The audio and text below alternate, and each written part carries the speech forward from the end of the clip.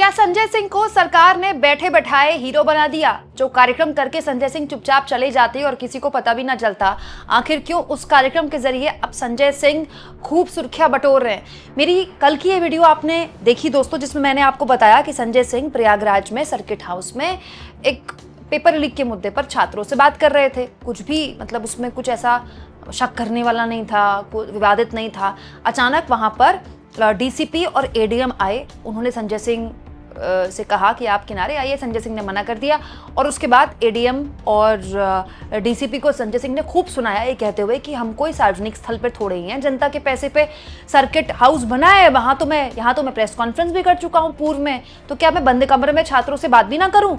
आप एक सांसद के विशेषाधिकार का हनन नहीं कर सकते, मैं आपकी शिकायत करूंगा। हालत ये होगी दोस्तों कि इस वीडियो की वजह से उत्तर प्रदेश की योगी आदित्यनाथ सरकार पर अटैक करने का मौका मिल गया संजय सिंह को। दोस्तों इसके बाद सोशल मीडिया में संजय सिंह का ये वीडियो छा गया।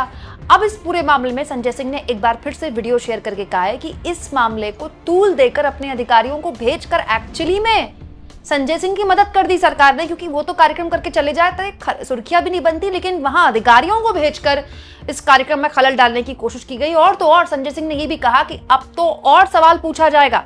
संजय सिंह ने पूरा चिट्ठा खोल दिया दोस्तों, कुंडली खोल दी और बताया कि कैसे ये सरकार जो पेपर लीक के मुद्दे पर बात नहीं करवाना चाहती, दरअसल 2017 से इस राज्य सरकार में, योगी आदित्यनाथ की सरकार में कैसे कैसे कितने कितने पेपर लीक हुए हैं।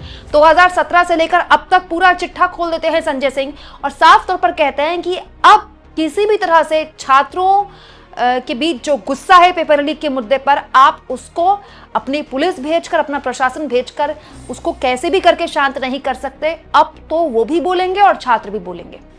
नमस्कार जय हिंद साथियों।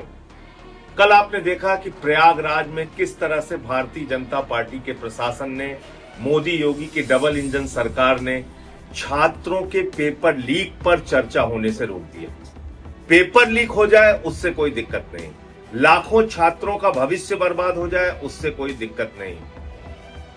सीबीएसई के एग्जाम हो, हाई स्कूल इंटर के एग्जाम हो, पीसीएसजे के एग्जाम हो, लेखपाल के एग्जाम हो, दरोगा के हो, टीचर के हो, जेई के हो, हर परीक्षा का पेपर लीक हो जाए, आपकी जिंदगी बर्बाद हो जाए, लेकिन उसके ऊपर चर्चा करने तक की इजाजत आपको नहीं है। बंद कमरे में चर्चा करने की इजाजत नहीं। तो क्यों यह इजाजत नहीं है, मैं आपको 1 मिनट के अंदर समझाना चाहता हूं। उत्तर प्रदेश की हालत में आपको बता दूं, 2017 में दरोगा भर्ती हुई थी जिसमें 7 लाख लोगों ने एग्जाम दिया था, पेपर लीक हो गया, परीक्षा कैंसिल हो गई। 2018 में 3000 नलकूप चालकों के लिए एग्जाम हुआ था, 2 लाख लोगों ने एग्जाम दिया था, पेपर लीक हो गया, परीक्षा कैंसिल हो गई। 2018 में ग्राम विकास अधिकारी के लिए परीक्षा हुई थी, 2000 पद के लिए हुई थी, 9 लाख लोगों ने एग्जाम दिया, पेपर लीक हो गया, परीक्षा रद्द हो गई। 2018 में ही यूपी पीसीएल जेई इसकी परीक्षा हुई और इसमें करीब करीब 26,000 लोगों ने 226 पदों के लिए परीक्षा दी थी, पेपर लीक हो गया, परीक्षा कैंसिल हो गई। 2018 में लोअर सबऑर्डिनेट की भर्ती 672 पदों के लिए 11 लाख लोगों ने एग्जाम दिया था, पेपर लीक हो गया, परीक्षा कैंसिल हो गई।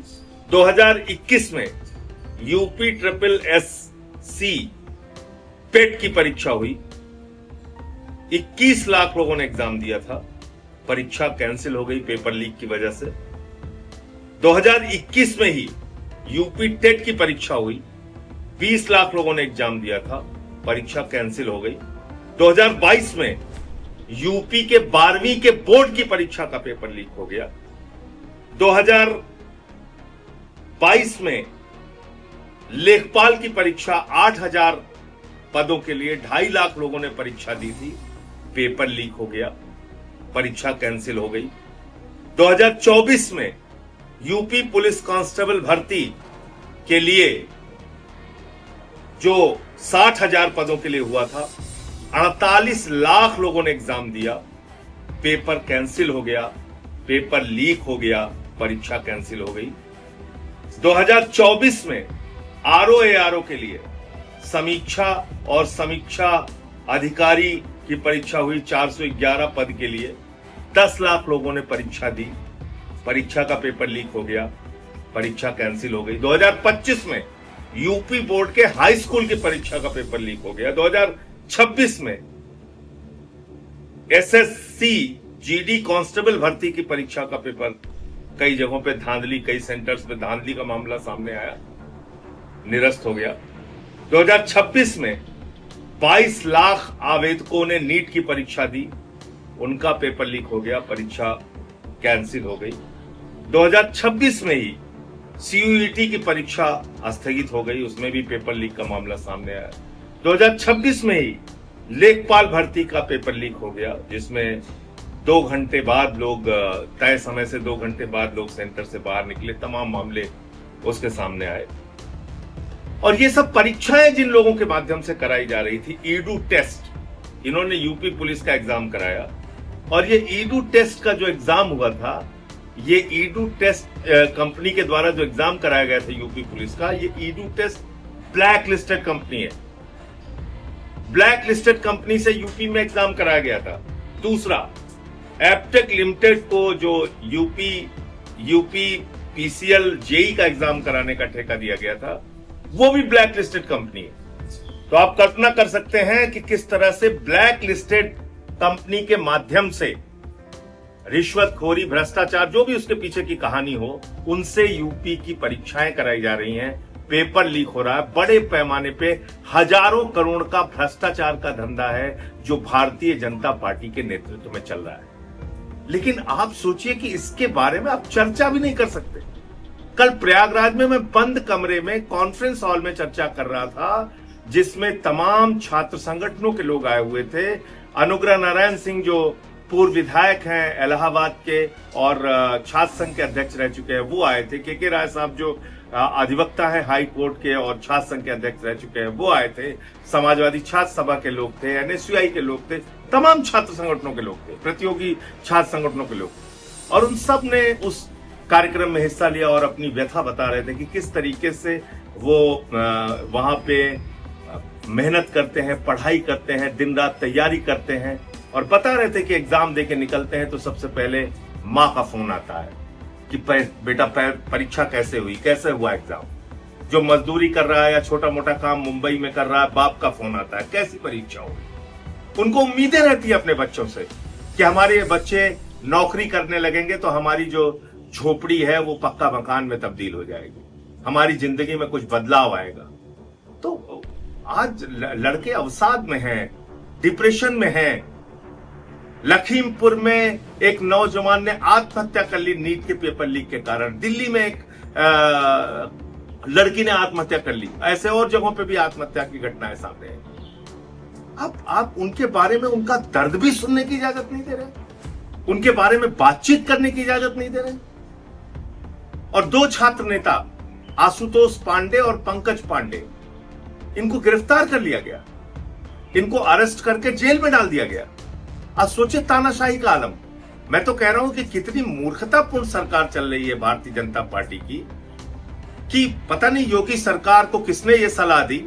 मैं तो बंद कमरे में चर्चा करके चला आता, शायद उसको उस खबर को इतना महत्व नहीं मिलता। लेकिन पता नहीं कैसे आपके अधिकारियों ने आपको सलाह दी या आपकी खुद की ये सोच है कि कहीं बातचीत ही नहीं होने देनी है छात्रों के मुद्दे पे। आपने उसको रोकने का प्रयास किया, दमन करने की कोशिश की, और आज पूरे देश में पेपर लीक पे चर्चा एक बड़ा मुद्दा बन गया है। लोग अपनी बातचीत कहेंगे, करेंगे और हर जगह करेंगे। इसको कोई नहीं रोक सकता, न मोदी रोक सकते हैं, न योगी रोक सकते हैं। 75 जिले हैं उत्तर प्रदेश के, और इस कार्यक्रम को और विस्तार दिया जाएगा।